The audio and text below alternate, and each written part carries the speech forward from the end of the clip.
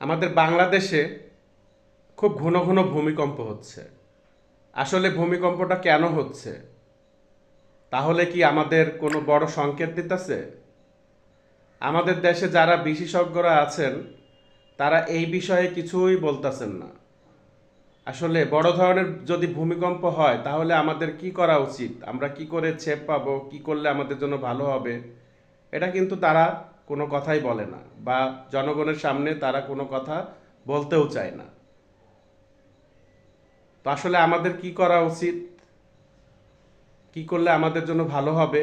আমাদের ঢাকা শহরে অনেক মানুষের বসবাস।